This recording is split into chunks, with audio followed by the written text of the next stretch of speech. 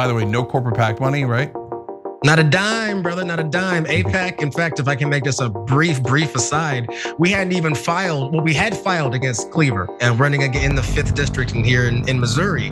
Hadn't made it public, hadn't announced anything. I told my mom and a couple homies. But I get a DM, somebody slid into the IG. Would you like to join Rebellion PAC? All right, welcome to the revolution, peaceful political revolution. Our government sucks, we're looking to change it. So we're bringing on some folks who are looking to change it on a personal level. So joining me now is Hartzell Gray. He's running in Missouri 4, I think, but the redistricting has made it a mess. Hartzell, welcome to the show. My brother, this is incredible. Thank you for the time, the platform. I am honored to be here. Let's break it down, brother. Let's break it down. Okay, I like it. I like your energy. Okay, so first, before we even get to the redistricting and the mess with the districts and who you're going to run against, etc., you're a young guy. Why'd you decide to run for Congress? Yeah, man. I mean, listen, I'm born into the struggle. You know, I am the great grandson of a former sharecropper who brought her family here to Kansas City looking for a better life for her, but also the future generations that she knew was gonna come after, including my grandmother, who was a student of Angela Davis, who shows me all the time her pamphlet from 1968 autographed by Angela Davis, and my mother, who was a nurse, she literally saves lives every single day. Literally just saved a life 2 days ago. So shout out to my mom. And my father is an artist, he's a photographer. So I was able to learn and shape and craft my voice. And, brother, again, I'm born into this struggle. It is one of liberation. I am proud and honored to be a freedom fighter. I'm proud to be a democratic socialist. I am proud to know where I am when this moment called for us. The urgency of now is right now, says MLK, and it's with that I take the fighting spirit to this fight. I'm not just a son of my district. I am an organizer. I'm an activist. I've organized here locally with, from tenants to climate activists. On a national level, I'm the national coordinator for a group called Young Progressive Democrats of America. I am so thrilled that in my journey, I've been surrounded by the working class, a group of folks who, like you, my brother, we preach economic populism. We know that we got us because we have to have us, and so I'm running to match the courage of my folks. I am running because we deserve it all. I'm running because my great grandmother who moved us here, who I miss so much, 99 years old, her name's Priscilla. We called her Mama Silla, right? And Mama Silla, who moved us here for a better life, I can't live in the neighborhood that she raised me because I can't afford it. Because private equity has just completely dismantled and ruined us. Because the government, who decided that her spot should be geared towards rich white folks in luxury development, and she took a bad deal for pennies on the dollar. And I'm running because that ain't right. And I tell you what, no matter where the districts are, no one would tell you that that is right. And so I'm organizing with the folks on our ground so that I can walk with my folks as we call for universal healthcare, Medicare for all, as we guarantee housing, as we guarantee a job here in my district. I'm running on a guaranteed job that makes you at least $25 an hour. I'm running so that we can tax the rich and not just tax them, we're gonna tax the hell out of them. And we're gonna redistribute that wealth. We're gonna get money out of politics, because if we do those two things, we can guarantee our basics like Medicare for all. We can guarantee the right to just rest, right? And so this is who I am. This is the fight. This is the wing of the fight that I'm in. We're gonna talk about this, I'm sure, in this gerrymandering struggle. We got folks going to the courts. We got folks launching petitions. And this is me saying they're not gonna silence our voice. They're not gonna silence an economic populist message. And so game on, let's go.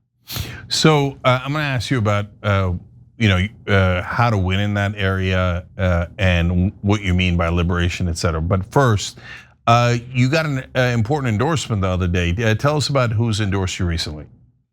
We have been so fortunate, my brother. I mean, this is an insurgent campaign. We are growing this with our folks. It's grassroots in every sense of the definition. So when we have folks like Congressman Ro Khanna, who takes a chance on us, who puts his name on an endorsement for us. It is an honor.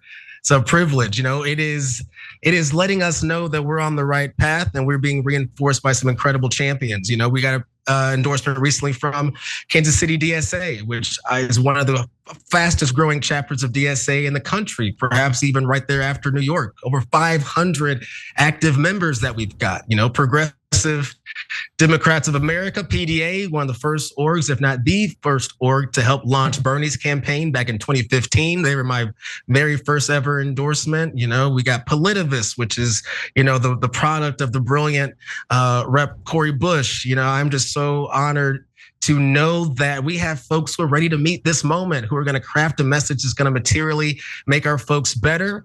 Rep. Khanna is taking a chance on us. I'm hoping that the folks of our district can take a chance on us, and I feel really good, man. I feel good, and I got Jank here on the call, so I'm feeling real good on a Friday. All right, so Hartzell, let's talk about how to win that race. So yes, now you were going to run against a Democratic incumbent, which I appreciate because I think that I believe in primaries and we got to get new blood in there, one that's not corrupted. By the way, no corporate PAC money, right? Not a dime, brother, not a dime. AIPAC, in fact, if I can make this a brief aside, we hadn't even filed, we had filed against Cleaver and running again in the 5th district in here in Missouri. Hadn't made it public, hadn't announced anything. I told my mom and a couple homies, but I get a DM, somebody slid into the IG, it was a Sunday night, and they said, "Hey, I want to congratulate you on your run in Missouri's 5th against Emmanuel Cleaver. I'm with one of the biggest lobbying firms in the country. Would love to reach out and chat." And I said, "Okay, here's an email. This is weird." Come to find out, no, there's no fog in this one. It is from insert name at AIPAC.com.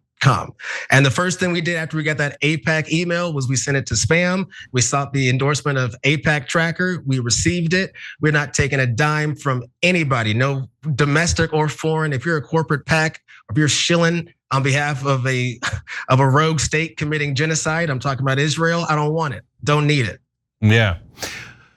That's amazing. Is that amazing, guys? If you're out there watching that, I mean, they don't, the public doesn't even know that Hartzell's thing you're running against Cleaver, but AIPAC already knows. Because already, it was absolutely unbelievable. And by the way, Cleaver is a 20-year AIPAC candidate. So that should tell you a little bit about the mindset of these folks who are trying to take away our democracy, the dark money. And again, this isn't just about me, what they did to me, what they're trying to do to this seat. Again, this is messaging that is not just me against AIPAC. I want to get all of this money out of politics because it's not just AIPAC, it's all the other dark MAGA fueled money, but also it's the same money that's funding corporate Dems. It's big pharma, it is big ag, which we have to deal with here in my district, right? And so yes, we made that announcement, that call that we're running against Cleaver. We already were trying to get, people trying to buy us out. We said no. And as we were continuing with this race, the gerrymandering fight happens. And so now these maps are signed into law. And let's not make any mistake about what this is. This map is illegal. This map is unconstitutional. This map is an assault on the working class. And by working class, I'm talking about in this situation, gonna very much disproportionately affect our Black and brown folks. It's gonna affect our poor folks. And in this reality, our folks refused to say that we're gonna be silenced. This is what we do in this state, in this city, in this district, we fight back. This is just what we do, this is who we are. And if so, they want to put us in this 4th against a MAGA mouthpiece, an actual clown, then let's go, expect us, we will be here, we got us. Listen, Cenk, I never would have imagined that I would have the opportunity to run against Mark Alford in the 4th district. This man is cartoonishly silly. This man is a former Fox anchor. I myself, in addition to my organizing, my activism, I am a media personality. I'm a former NPR host. I have a name recognition in this city. I was #1 at night from 7 to midnight. We were playing Jack White records, we were playing Childish Gambino, and then I would have a tenant organizer on the call, So we are ready for this fight, and we are ready to flip this seat. They played themselves, and so now in the Show Me State, they have shown their butts, to put it nicely. And so now we're coming for theirs. Yeah. So is it possible that they're going to switch back the district, or that's it? You're definitely running against them. So let's break it down, because it is absolutely confusing, and that's completely the point, right? And so what we have been doing, again, I am trying to match the courage of the people of our district. Like I said, right? We've got folks who went to the court. We've got folks who have launched petitions and a referendum to put this map on the ballot, so our folks can say this is not right. And so just a few days ago, in fact, some incredible folks here, people not politicians, just incredible folks who have collected over 300,000 signatures that were sent in. And so here is the tragic reality of where we are, is that yes, we hopefully will have the signatures we need to get this referendum put on the ballot. But we have been under constant assault. This is an assault on our democracy, not just from President Trump, but coming from our state house as well, from the governor, the Secretary of State, the Attorney General. And so let's say that we are allowed to keep those signatures. It goes on to the ballot. Well, what the legislature can do in Jeff City, and the Republicans have a supermajority, is that they can call the election early. They don't have to wait until November of 2026. They could call this thing the next day after their vote, and then they could pass this all over again. That is just the reality of what we are facing. We don't back down from it. This is how it is, but it's not how it's gonna be. And so that is where it stands right now. So it's in the event that we go back into the 5th, my brother, I tell you this, I ran initially against Cleaver because I knew, and our folks know who I walk with, that we are not getting the representation that has a progressive, a economic populist vision. We don't have representation when you have someone who is bought out for 20 years by AIPAC, who has a worldview that is dated. It's not his age. While you're in your 80s, we have some of the best folks who are our elders, but guess what? His worldview is dated. He can't say the word abortion. He can't say Medicare for all. So I was running, and I'm always running on a platform of liberation. And that doesn't matter if it's a D or an R. There is no boundary line that tells me you don't deserve it all. You deserve it all. So we deserve it. So I'm going to assume that they're not going to move the districts because it's a Republican supermajority and they're the ones who drew the lines in the first place. So that means you're almost certainly going to run against Alfred.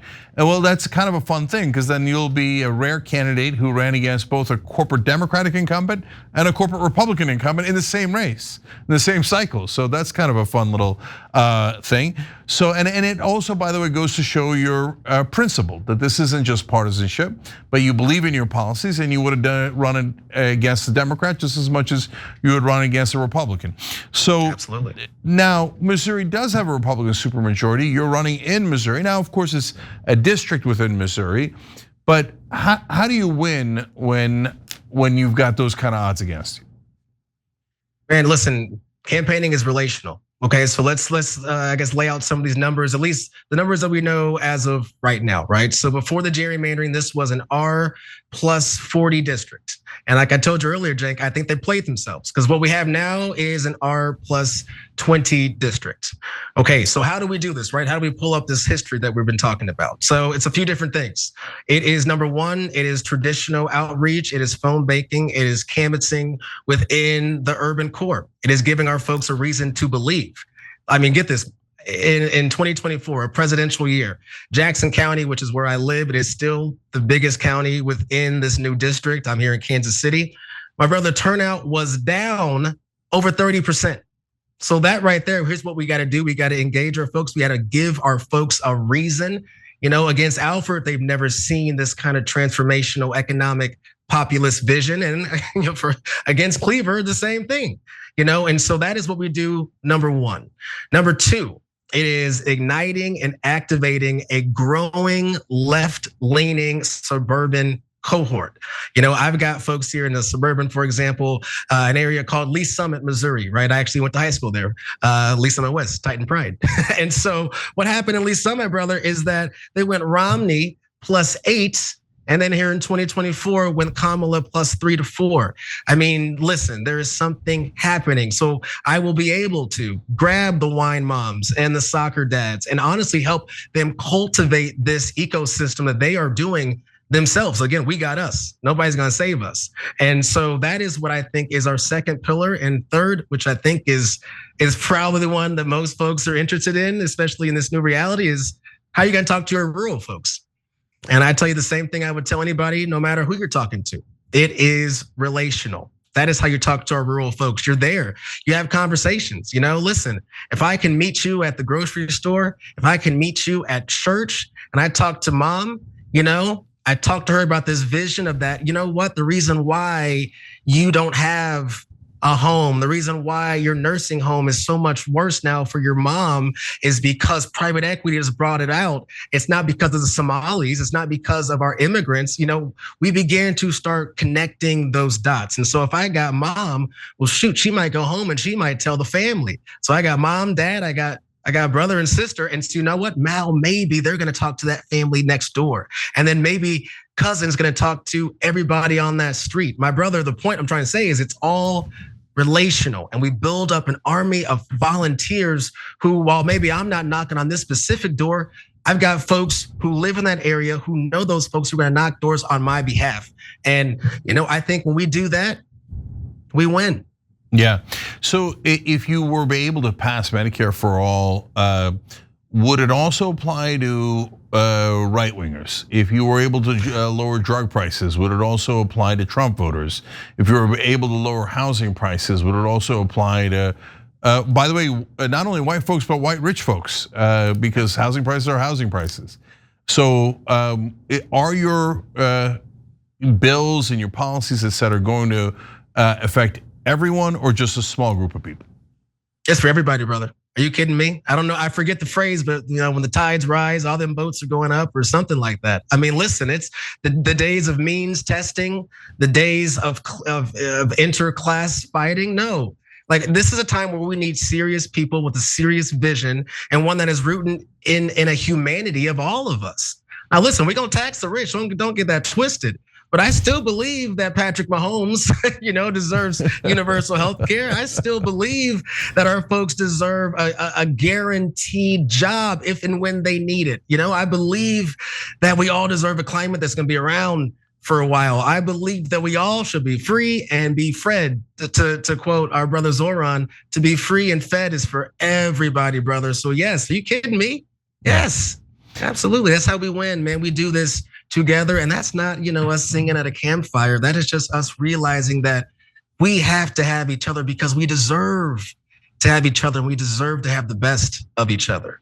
Okay, thanks for reminding me that Mahomes is, of course, Kansas City, right? So maybe a political. I think that's actually a fair point, brother, because I think sometimes even as folks here on the left, people say that we're demonizing the rich. Listen, I just don't think billionaires should exist. That is who I am. That's my ideology. I don't think Patrick Mahomes is a bad guy. You kidding me? But I do think we should tax the hell out of him, and we should redistribute that wealth to the homies here on the ground. And you know what? If forget Patrick Mahomes, if Kelsey's got a house in Kansas City and Taylor Swift moves in, now we're talking real money.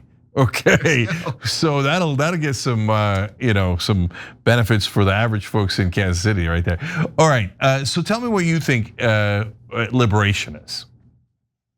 Man, liberation to me, Cenk, liberation to me is when you're going to the grocery store, if you're a single mom going to the grocery store, you don't have to worry about putting items back because it's either we get this or I can't afford medicine or I don't have enough to cover rent next month. I think also liberation is knowing that I am investing in a country that's investing in me, not sending our money to fund and fuel Israel's genocide or to fuel the war machine all across the world, from Sudan to the Congo to, of course, Palestine. Liberation to me is being able to have the right to rest, right? What a concept. And I believe, again, like I said earlier, we can be free and we can be fed. FDR said that you would be shocked how much you're willing to give up your liberty in search for a meal at night, and so I believe to my core that we deserve the basics. We deserve to have healthcare, housing. We deserve to have a job. We deserve to know that we're gonna, redistribute this wealth and make sure that everybody's taken care of. That's liberation, man. And liberation is a shared struggle. It's a shared journey. We do it together. That's how we do it. No one's free till we all are free. So let's be free. Yeah, so look, I believe in getting our government back, and I believe in a peaceful political revolution, right? Amen. So what does that mean to you? So if you get into Congress, what does revolution, political one, look like to you inside Congress? Listen, political revolution to me is looking at our folks taking their power back. A political revolution is when I see the organization and the work being done by tenants all across my district. Revolution is when we show up for each other because the Sunrise Movement here in town noticed and saw how our city hall is criminalizing the homeless here, and they are taking away the benches from our bus stops. And so our local activists here say that ain't right, that's unacceptable. And so we build benches and we put them up. And guess what? The city every time takes these benches back and they put them in the pavement downtown. But guess what? Our folks still show up. That is the revolution. The revolution is saying that you deserve it all. That's it. It is small acts of resistance that turn moments into movements. I mean, the time is now. We are in a moment that requires this. And I think that we're ready for it. I know we're ready for it. So tell me what's wrong with Mark Alford. How much time you got? Yeah, a couple of minutes. I mean, listen, Mark Alford is a performer for the president. He is a performer for his backers and corporate interests. Mark Alford has lost grip of the truth, and maybe he never had it to begin with. This is the same guy who will take, PR trips to our local rural hospitals and talk about how they signed this big bill that's gonna bring all this money, as you literally signed off on the big disgusting bill that's going to defund all of our rural hospitals. You're using our folks as props when you know that you just sentenced our folks to death. You took our food away off of our folks' table, And so while I have folks who still very much want to believe in Donald Trump and what they believe the MAGA movement stands for, they also know that Mark Alford didn't stand in the way of their family farm being decimated because no one is buying any more of our soybeans or our wheat. It's not that, Trump gave them a bailout or farm aid. They're mad because that money's not going to them. It's going to the creditors, And so Mark has stood in the way of none of that. And this time requires serious people. That is not who he is. He's an AIPAC funded genocide denier, corporate shill, and it's time to flip this seat, man. It's just time, and this is going to be history. This could be the seat that brings us the majority in 2026, and what I think is going to be a tsunami at oceanic levels. And we are ready, and Mark's making it real easy for us. All right, now I'm gonna pop a question you didn't expect, because it's not a normal question in a political interview, but it does have to do with politics. So now I wear two different hats, right? I'm a host at TYT. I also founded a rebellion PAC, and their job is to help get Populist elected into office who don't take corporate PAC money, who serve the people. So, would you like to join a rebellion PAC? Is water wet? Yes, sir. Yes, sir. All right, well, the Patrick Mahomes of politics has just joined the rebellion. Ooh, put that on a shirt, folks. Put that on a shirt. All right, Hartzell, seriously, like I love your energy, and I love Thank you, brother. That there are young people in this country who are tired of the way that our government has mistreated the American people, and you want to do something about it. And you're undaunted, unbossed, and you. It's obvious that you're earnest and that you want to actually try to help folks. And first of all, I'm telling everybody, vote against incumbents, period. Second of all, any person like Alfred who takes corporate PAC money, Israeli lobby money, they just work for those guys. Everybody knows they work for those guys. So if you're in Hartzell's district, just the fact that he's going to represent you and not the donors is already enormous, enormous. Doesn't matter what part of the political spectrum you are. Look for honest people, right? More important than anything else. But Hartzell, I love that you're in the race. I love that you're part of the rebellion now, and thank you for giving it all your all. And if you beat that, brother, when it's a plus 20 district now, a couple of things will happen. Number one, it'll shock the world and make a huge difference in terms of Congress. But number two, it might actually send a message, not just to Republicans, but to both parties. Hey, you better be careful with that gerrymandering, because you gerrymander these districts a little too much, and they're not going to be as safe as you think they are, because somebody like Hartzell Gray is going to come up and catch you. So let's see if Alfred gets caught. Hartzell Gray, hartzellforcongress.com is the website. That's me. And we'll put the link in the description box below, hartzellforcongress.com. Hartzell, thank you, man. Appreciate you joining us. Cenk, I appreciate you, brother. Thank you.